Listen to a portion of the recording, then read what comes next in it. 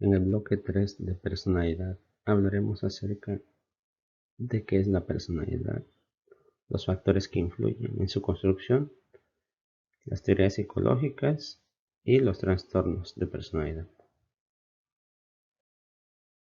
Bien, en esta parte vamos a analizar el origen etimológico del concepto de personalidad, hablando de prosopon de los griegos, perizoma de los romanos, personare de los romanos, persum de etrusco, que también es romano primitivo.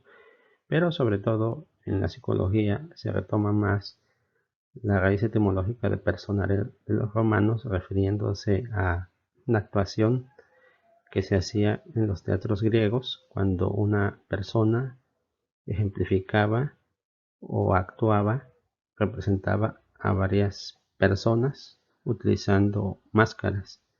Y esto también tiene que ver con que nosotros cuando tenemos una personalidad mostramos diferentes actitudes o comportamientos, pero también hablando de que existen muchas personas o varias personas con diferentes actitudes o comportamientos. Bien, vamos a seguir retomando la parte etimológica y encontramos a Cicerón cuando hablaba acerca de la personalidad, relacionándolo con la apariencia que mostramos ante los demás. De ahí un poco el concepto de la máscara que decíamos anteriormente, el papel en la vida, de qué manera nos representamos, las características que nos distinguen de unos a otros. Y hablaba también de la dignidad social, relacionando un poco, puede ser en esa época o actualmente como ser un rey, un alcalde, empresario, obrero. Por otro lado también decía que existe una triada que es el temperamento, la personalidad y el carácter. El temperamento lo relaciona con el aspecto biológico, que es algo que ya traemos, el carácter con algo externo que vamos aprendiendo a lo largo de la vida, con las experiencias, y la personalidad que ya se convierte en algo interior que forma parte constante de nosotros. Retomando uno de los conceptos de personalidad, se habla que es un patrón de pensamientos, sentimientos y comportamientos que están profundamente incorporados y que persisten por largos periodos de tiempo. Bueno, lo que estamos entendiendo acá entonces es que cuando tenemos una personalidad definida, ya tenemos una forma de pensar, ideas establecidas de manera constante o regular, y también tenemos sentimientos que nos identifican, comportamientos por otro lado que manifestamos de manera ya constante y que eso hace que persista por mucho tiempo. Por eso las personas mayores van a demostrar de una manera más constante una forma de ser porque tienen una personalidad más estructurada o más definida. Bien, acá encontramos otras definiciones de Cattell, Alport, Herrera. Pero sobre todo de Cattell cuando nos dice que es aquello que nos permite pronosticar lo que una persona hará en una situación determinada. Entonces nos está diciendo acá que cuando se sabe la personalidad, se puede identificar cómo una persona puede actuar en un futuro. Esto también se retoma no solamente en la psicología cuando hacemos pronósticos, sino también en la criminología o cualquier otra disciplina o ciencia que se relaciona con el comportamiento. Alport también nos habla que es una organización dinámica interna del individuo de aquellos sistemas psicofísicos que determinan sus ajustes peculiares, únicos a su medio. Bueno, aquí se relaciona más con la parte de la sensopercepción que veíamos anteriormente y cómo el individuo se relaciona con lo que está pensando, con sus sentimientos, con su percepción interna y externa y de qué manera se adapta a ese medio exterior. Herrera, por otro lado, nos habla de la combinación de factores o rasgos biológicos, físicos, psíquicos y sociales que hacen a cada hombre único e irrepetible y que determina su forma de ser y actuar. En este caso, pues nos está hablando de diversos factores que se relacionan con la personalidad, y acá es un concepto más amplio porque nos habla sobre todo de que estamos conformados por un aspecto biológico, un aspecto también psicológico y social que determina la forma en cómo nos comportamos. Entonces nos hace ver que somos seres complejos y que la personalidad va a depender mucho de varios factores internos y externos, pero que al final de cuentas nos hace ser únicos o diferentes para actuar. Es ahí la complejidad del ser humano. Bien, en esta parte nos vamos a detener para analizar dos factores principales que ya se habían mencionado un poco con Cicerón, pero sobre todo cómo se retoman actualmente, que sería el temperamento y el carácter, porque son los elementos principales de la personalidad. Es decir, la personalidad está conformada de temperamento y carácter. Muchas veces escuchamos estas palabras y las relacionamos con sinónimos o como sinónimos, hablando de lo mismo, ¿no? A veces decimos es tu temperamento o tu carácter lo que determina o lo que muestras, etcétera, ¿no? Pero vamos a ver cuál es la diferencia. El temperamento es la base constitucional de la personalidad, pero dice que incluye el sustrato neurofísico, endocrino y bioquímico. Desde que la persona o la persona comienza a formarse, entonces es una herencia biológica difícil de modificar. ¿Qué estamos interpretando entonces? Que el temperamento tiene una base biológica o fisiológica. Entonces es ahí donde se encuentra el factor hereditario o genético, que muchas veces decimos por qué tal persona es así desde pequeño y no logramos explicarlos, ¿no? Entonces hay factores biológicos o genéticos que se transmiten y que repercuten no solamente en el aspecto físico, sino también en la forma de comportarnos. Por otro lado está el carácter, que dice que son propiedades psicológicas de un individuo, suele expresar un juicio de valor sobre el modo de ser. Se forma, aquí dice, mediante los hábitos de comportamiento adquiridos en la vida y se puede modificar, va sustituyéndose por el término personalidad. En este caso, el carácter sobre todo se basa en las experiencias de la vida, en los aprendizajes que tenemos desde un inicio y sobre todo cómo se van conformando esas personalidades para formar un carácter y sobre todo para saber cómo nos determinamos a lo largo de la vida. Es decir, nosotros somos el resultado, hablando del carácter, de todo lo que hemos vivido desde la infancia hasta el momento actual. Y bueno, relacionando los dos aspectos que conforman la persona, entonces interpretamos que somos el producto o la suma de aspectos biológicos o fisiológicos hereditarios, que es el temperamento, y las experiencias que tenemos a lo largo de la vida, y eso va a conformar nuestra personalidad.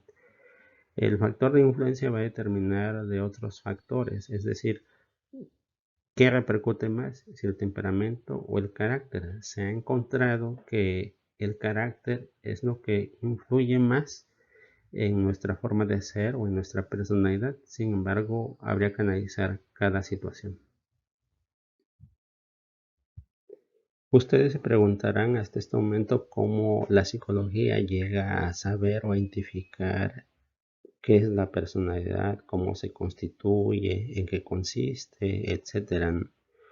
Pues bueno, tenemos varias teorías psicológicas que a través del tiempo y de la ciencia han encontrado su explicación y por eso existen teorías de la personalidad, como teoría de los rasgos y tipos, la teoría conductista, la teoría cognitiva, la teoría humanista, la teoría psicodinámica y podemos encontrar más teorías, pero estas son algunas de las principales. Entonces, como podemos saber, la psicología se apoya de diversas explicaciones y no solamente a través de las experiencias de las personas, sino a través de fundamentos científicos para encontrar sus respuestas. Más adelante vamos a ver algunas de ellas.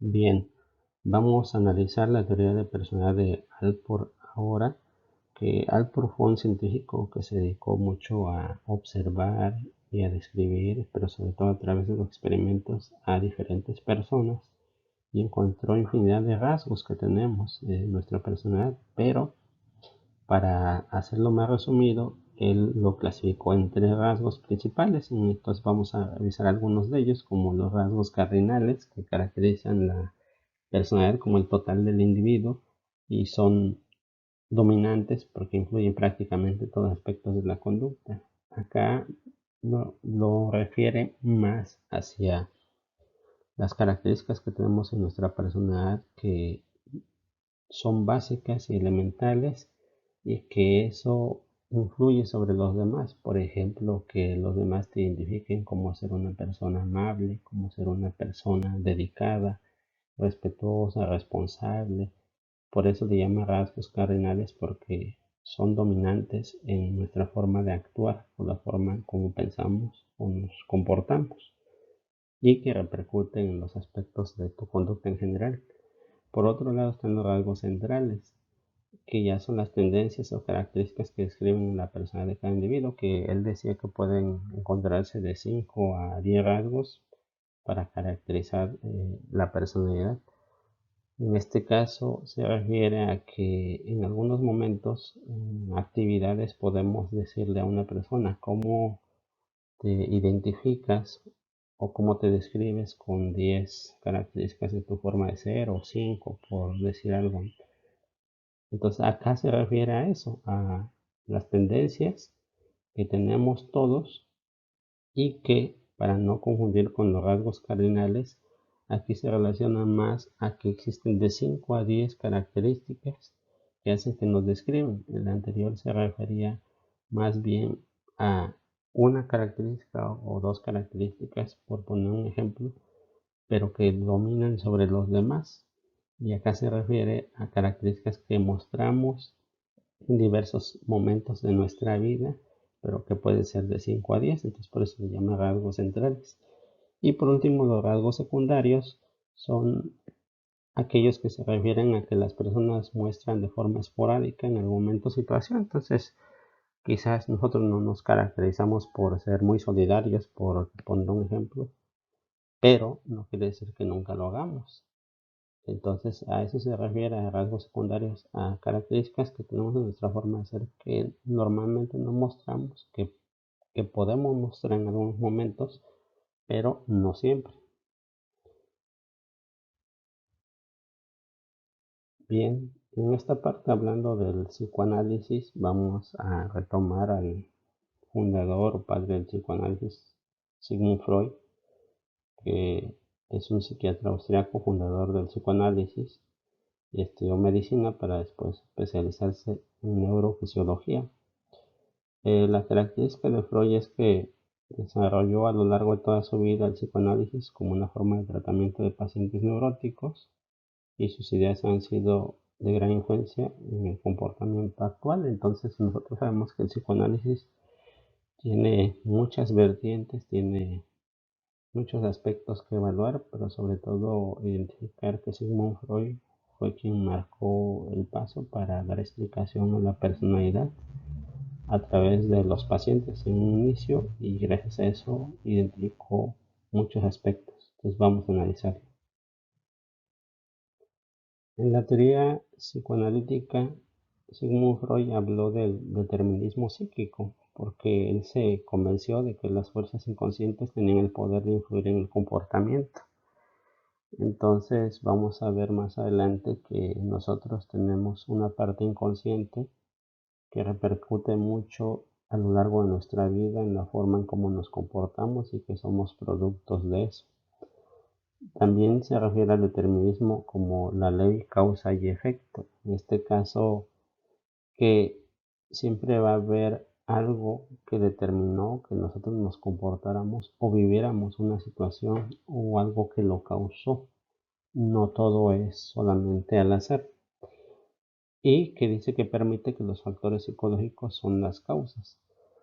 ¿Por qué? Porque él determina que en un gran o mayor porcentaje el aspecto psicológico influye o determina nuestro comportamiento, incluyendo muchas enfermedades que son de origen psicosomático o en este caso que se les considera de origen psicológico.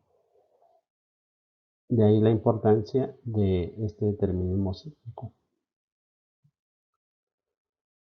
Bien, y ya adentrándonos a las aportaciones del psicoanálisis, pues en primer lugar, que la conducta está influenciada por los procesos inconscientes que ya mencionamos anteriormente y que eso va a repercutir en una gran mayoría para representar padecimientos, síntomas, conductas, producto de contenidos inconscientes que pueden venir del pasado, que pueden venir de experiencias, etc. En segundo punto, la relevancia de la sexualidad en la etología o etiología de los trastornos mentales y en la estructuración de la personalidad. Él desarrolló una teoría psicosexual que vamos a ver más adelante que habla acerca de un desarrollo psicológico que tenemos todos, que dependiendo de la etapa donde estemos va a generar fijaciones o conflictos. Y el punto número 3, la importancia de la primera infancia en la estructuración de la personalidad.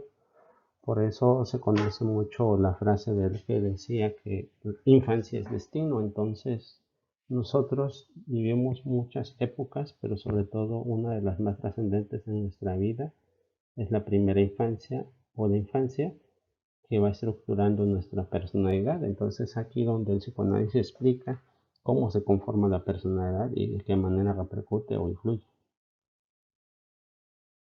En esta parte gráfica identificamos entonces que existe un aparato psíquico o una estructura mental, como lo estableció Sigmund Freud, que representándolo de manera gráfica, en el lado izquierdo podemos identificar el iceberg, que representa a la parte del yo, superyo o ello, que es la parte consciente, preconsciente o inconsciente. La parte consciente es la que manifestamos en el exterior, donde estamos relacionados con la realidad, con la vida que tiene que ver con la percepción de nuestros sentidos, con lo que podemos comprobar, tocar, ver, el presente, vivir el ahora.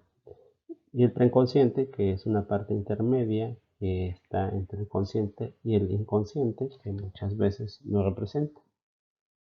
La parte inconsciente se refiere más a las dimensiones que tenemos a lo largo de nuestra vida, vivencias, cosas que no podemos recordar, incluso muchas veces que representa a esta parte de un sótano en una casa donde tenemos guardadas muchas cosas como recuerdos, libros, fotografías, cosas que a veces ni siquiera recordamos que estaban ahí. Entonces es esta parte a la que se refiere el consciente, preconsciente e inconsciente, y que de esta manera están estructurados como vemos aquí gráficamente en esta imagen: el yo, el superior y el ello, que lo vamos a explicar en la parte derecha del cuadro. El ello es el principio del placer. El ello, que como lo vemos al lado izquierdo, está relacionado más con el inconsciente, es el principio del placer, porque es ahí donde se encuentran pues todos nuestros impulsos, donde encontramos impulsos que generan el cumplimiento del placer. Entonces, por eso le considero el ello como el principio del placer, como el placer sexual, como el placer de la vida, los placeres también que muchas veces consideramos inmorales, pero que están contenidos de esta forma, de manera natural.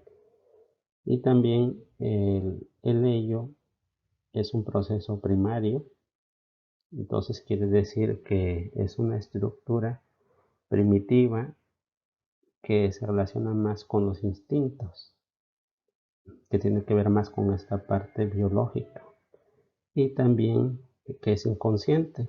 El ello es inconsciente, como está estructurado, quiere decir que el ello simplemente funciona pero no tiene conciencia, es decir, no analiza, no razona, sino simplemente es una parte que quiere vivir, quiere externar situaciones. También podemos encontrar el impulso agresivo, el impulso de la muerte. Entonces son muchas cosas que encontramos en el ello. Y en el yo encontramos el principio de la realidad. Aquí es esta parte de saber que nosotros formamos parte de una situación real, de un ambiente, de una vida que nos adecua de una manera en lo que estamos viviendo en este momento. Entonces es el principio de la realidad que nos hace analizar en base a lo que estamos haciendo actualmente de una manera más inteligente o más pensada. El yo también está relacionado con el contacto con el mundo externo. Entonces quiere decir que el yo tiene que ver mucho con lo que pasa fuera de nosotros y eso nos ayuda a analizar lo que está sucediendo en el exterior, no solamente en nuestro interior. Y tiene la función de mediar entre el ello, el superior y la realidad. Entonces, el yo nos ayuda a equilibrar el ello y el superyo. Gracias a eso nos mantenemos cuerdos, nos mantenemos inteligentes, nos mantenemos conscientes. Pero hablando de la conciencia, no se refiere a una conciencia moral, sino más bien se refiere a una conciencia de darte cuenta de lo que está sucediendo aquí y ahora, analizando, pero en función de tu inteligencia o de tu pensamiento basado en un juicio apegado a algo real. Y el super yo es el resultado de la incorporación entre el yo y los mandatos paternos. Entonces, el super yo tiene que ver mucho con la parte de los valores, con la parte de la moral y sobre todo, como dice ahí, de la estructura que realizan nuestros padres al instaurarnos valores desde que somos pequeños. Gracias a eso es que nosotros adquirimos límites.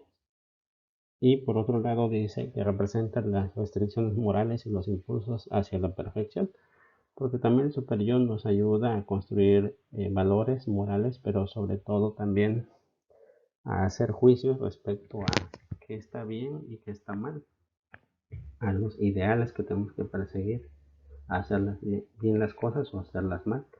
Aparece después la elaboración del complejo de Edipo, que ya lo hemos mencionado anteriormente, pero es una etapa de desarrollo psicosexual cuando hay más apego o acercamiento hacia la figura paterno-materna. Pero en general, entonces identificamos acá que en el aparato psíquico hay una estructura y lo que nos ayuda a la mayoría de las ocasiones a tener una mente sana es lograr un equilibrio entre las tres estructuras, pero sobre todo que el yo se apegue a la realidad y que nos ayude a controlar el ego y el super yo que nos ayude a regularnos, pero sobre todo el yo que se basa en el análisis apegado a lo que está sucediendo en el momento presente en el exterior para poder adaptarnos al medio que nos rodea. También Sigmund Freud habló de las etapas psicosexuales que todos vamos pasando mientras vamos creciendo. Quiero aclarar que hay varios autores que lo clasifican de manera diferente. Hay variaciones en cuanto a los años. Por ejemplo, algunos la etapa oral la manejan del nacimiento a los 12 o 18 meses, que sería al año y medio aproximadamente.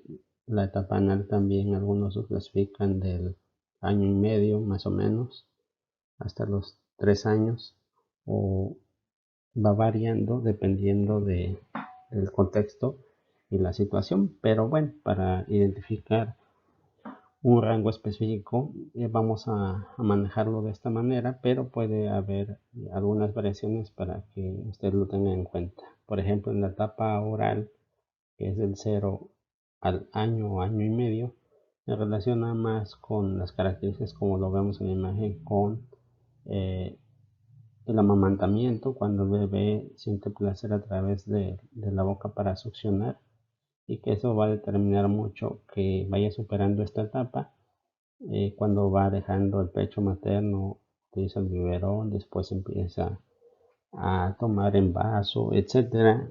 Pero si él crea fijaciones cuando hay un exceso o no se satisface esta etapa, entonces a lo largo va a generar influencia en la personalidad y puede crear una personalidad dependiente, puede crear complicaciones en un futuro.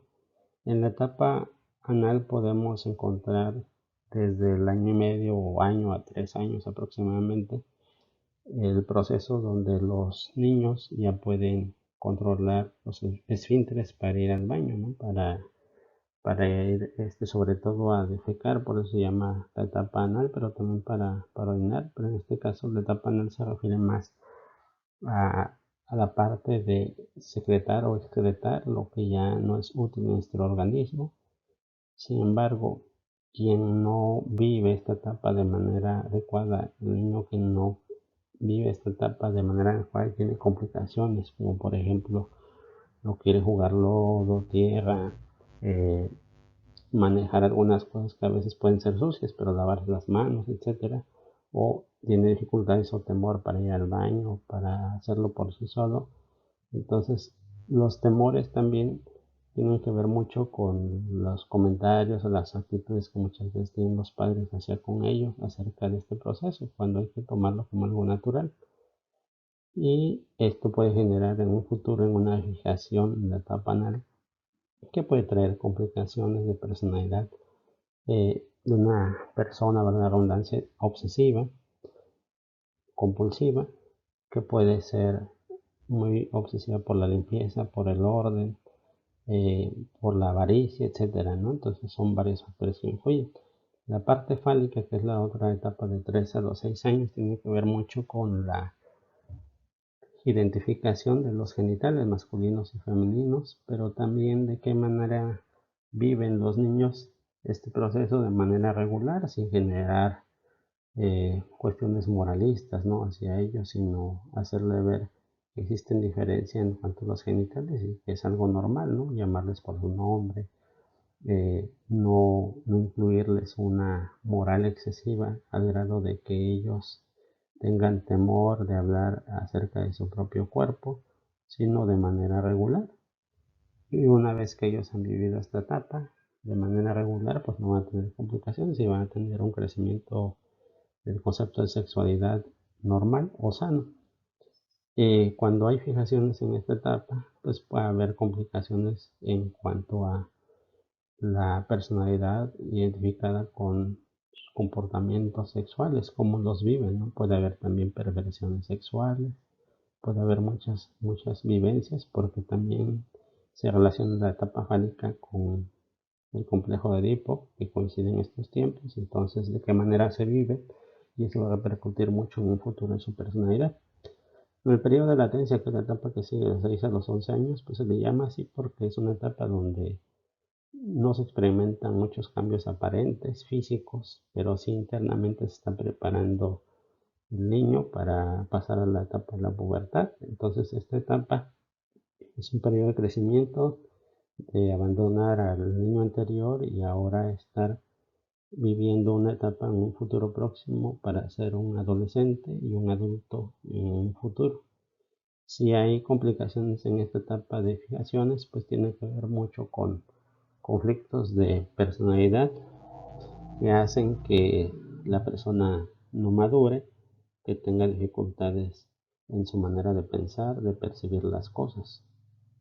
Pero también en el aspecto de la preparación hormonal que se está generando muy cercano a los 10 a los 11 años, también es un proceso de identidad, de tener una identidad definida, porque eso va a generar que en un futuro también sean personas seguras, sean personas que se muestren ante los demás de una manera normal.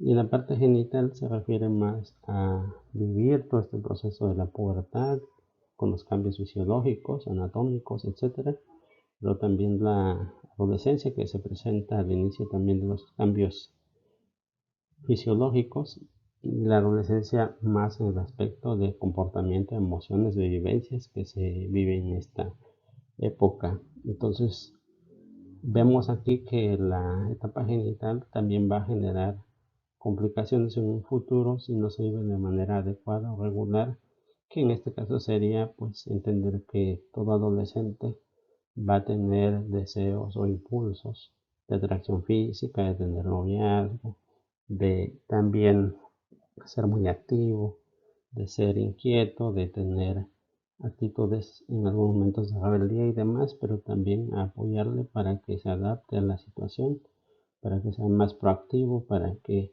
identifique qué es lo adecuado, qué no es lo adecuado y sobre todo que no tenga complicaciones en un futuro en el aspecto también de su vida cotidiana e interactuando con los demás, generando complicaciones de identidad de género y sobre todo en el aspecto sexual de la vida adulta. Bien, podríamos, antes de empezar con el tema de trastornos de la persona, podríamos detenernos a hablar de todas las demás teorías. Sin embargo, por falta de tiempo y porque en algún momento ya hemos visto algunas teorías, en otro momento vamos a analizar directamente qué trastornos se generan en la personalidad.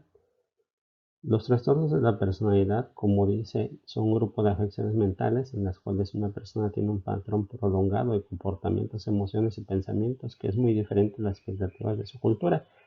Pues acá se refiere a que cuando una persona ya tiene una forma de comportamiento, pero lo está haciendo diferente a las expectativas de la cultura, entonces está identificando de alguna manera que algo está pasando. No quiere decir con este argumento de inicio que todos los que son diferentes o extraños ya tienen un trastorno mental, sino que es una característica que se empieza a identificar, que vamos a ver más adelante en relación a comportamientos que tienen que ver más con este aspecto. Dice, estos comportamientos interfieren con la capacidad de la persona para desempeñarse en las relaciones interpersonales, que eso es algo importante. Cuando una persona, aparte de que maneja desajustes en el exterior o con los demás o con las expectativas de su cultura, también tiene dificultades para relacionarse con las demás personas. Entonces, ¿qué quiere decir? Pues que quizás alguien le está hablando para una conversación, tiene fluidez, pero de pronto empieza a hablar cosas que no tienen relación con el discurso que se dice, empieza a hablar de cosas que no tienen sentido o cosas que tienen que ver con algo incongruente en ese momento, que incluso pueden ser fantasiosas o que también pueden ser cosas que está imaginando, que está creando, es cuando empieza a generar la atención. También tiene dificultades para poder mantener una conversación en algunos momentos con las demás personas. Puede ser muy agresivo, muy violento con los demás. Puede ser que alguien le habla y no hace caso, como si la persona no existiera. Entonces ya son patrones de comportamiento que ya están evidenciando que algo está pasando fuera de lo normal.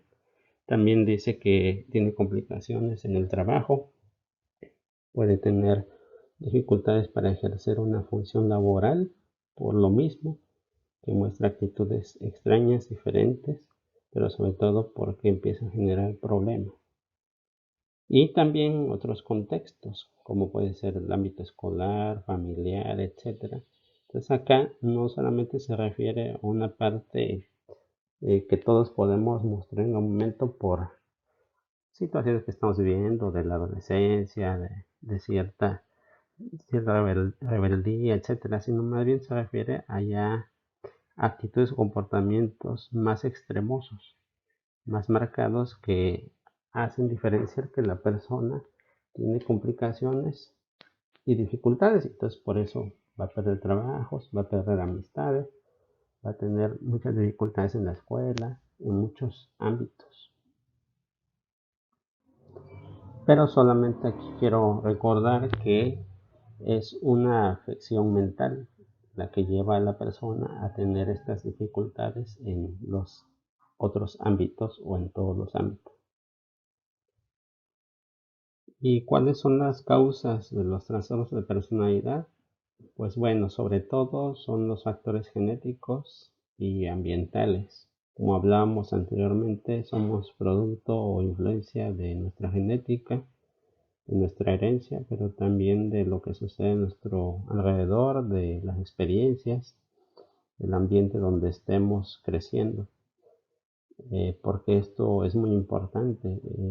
Vivir en familia, vivir en un ámbito desde pequeños va a generar mucha influencia para que nosotros tengamos ciertas actitudes o comportamientos. Depende también mucho de los traumas o situaciones de agresividad, de violencia, situaciones complejas que generan inestabilidad emocional, y que eso va a estar determinando un trastorno de nuestra personalidad, porque entonces va a generar que no tengamos un desarrollo adecuado o normal de la personalidad, sino que va a cambiar o a modificar de manera permanente esos comportamientos. Entonces, las causas principales de los trastornos de personalidad son los factores genéticos y ambientales durante el crecimiento que tenemos todos. Bien, los síntomas de los trastornos de personalidad van a ser muy variados o muy diferentes, porque vamos a ver más adelante que existen diferentes trastornos de personalidad y que depende mucho de cada trastorno que se manifiesta diferente cuáles pueden ser esos síntomas, pero en general involucran sentimientos, pensamientos y comportamientos que no se adaptan a un amplio rango de escenarios. Quiere decir que la persona va a tener muchas complicaciones para adaptarse al medio. Ojo, adaptación no quiere decir conformidad, es decir, no quiere decir que si me adapto al medio hago todo lo que los demás hacen, sino más bien se refiere a un proceso de sobrevivencia también, de saber ajustarse siendo tú. Pero cuando una persona no logra este proceso, entonces quiere decir que está teniendo dificultades en muchos ámbitos y eso le va a generar complicaciones a lo largo de la vida. Entonces es una característica. Y estos patrones generalmente comienzan en la adolescencia y pueden llevar a problemas en situaciones laborales y sociales. Entonces comienza en la adolescencia porque es una etapa que desde la niñez vamos desarrollando, y en la adolescencia también empieza a haber otros cambios más marcados que se manifiestan en relación conflicto con los padres, sobre todo en algunos casos, y a partir de ahí en adelante ya no puede detenerse. Por ejemplo, pueden generarnos trastornos de dependencia o antisociales, porque puede ser que una persona empiece a tener alguna adicción, por ejemplo, o antisociales de que genere conflictos con las demás personas al grado de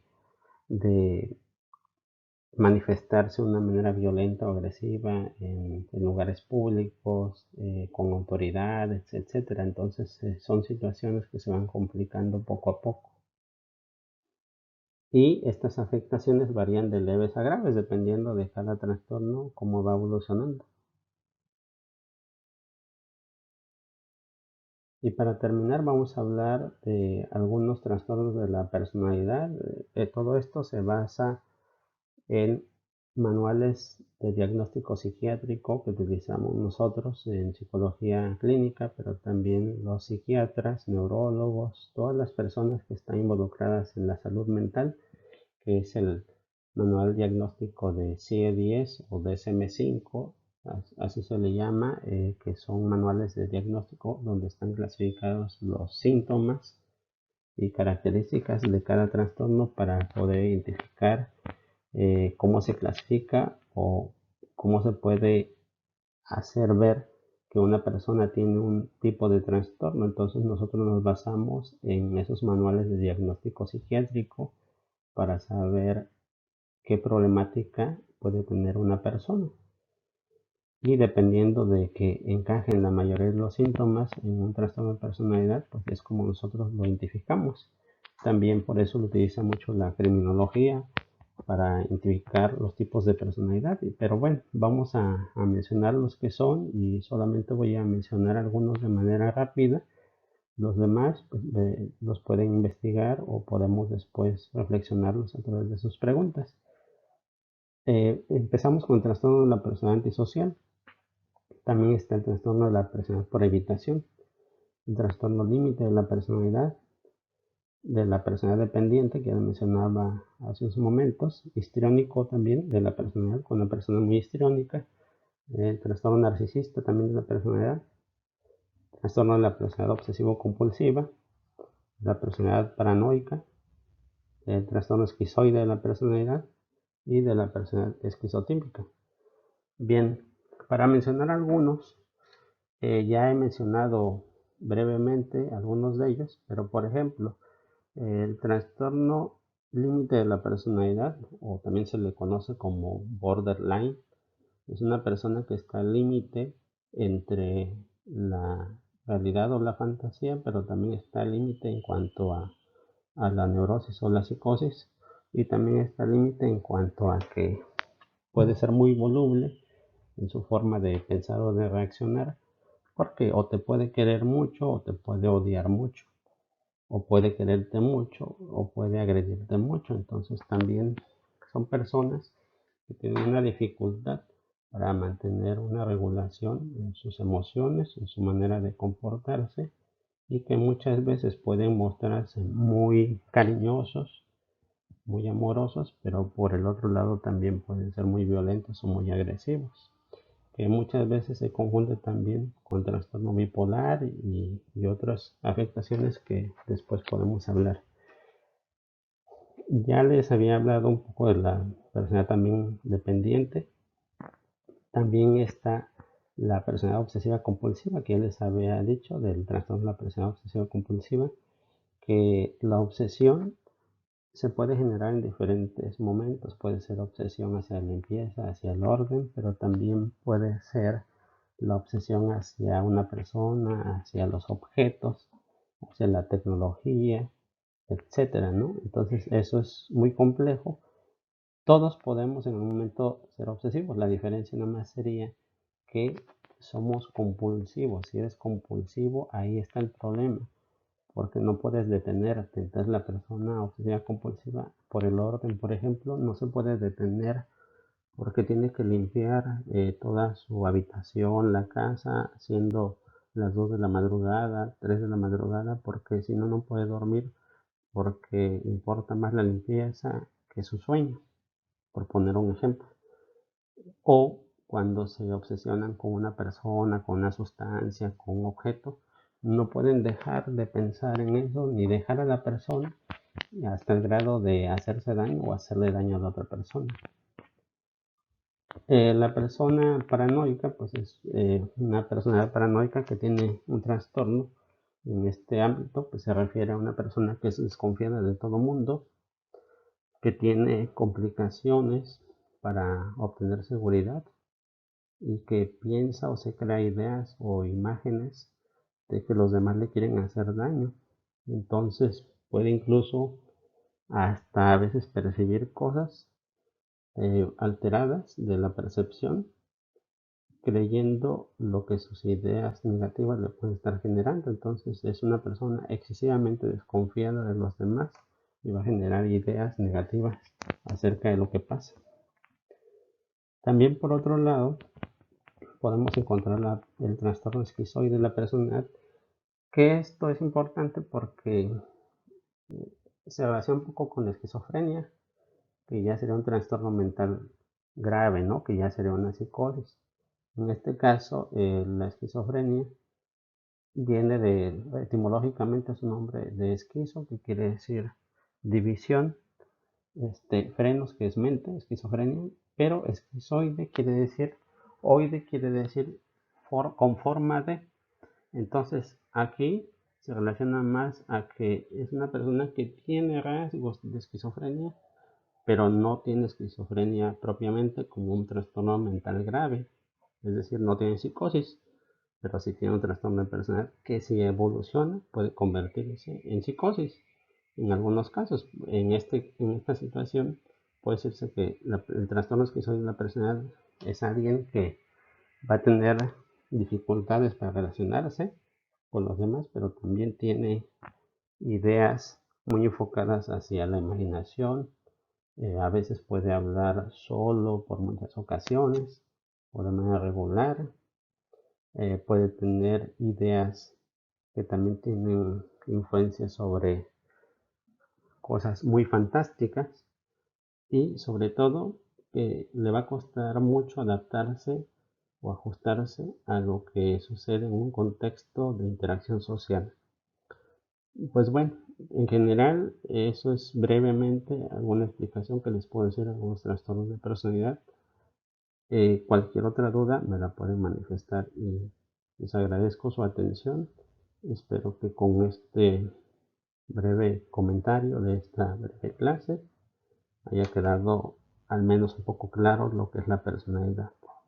Y bueno, solamente para terminar les quiero decir que es muy importante verificar que la personalidad la podemos sanar o modificar poco a poco en la medida en que vamos depurando nuestros hábitos que no son sanos por hábitos más sanos y de esa manera tener una personalidad dentro de lo normal sin llegar a tener un trastorno de la personalidad o un trastorno mental grave como una psicosis. Gracias.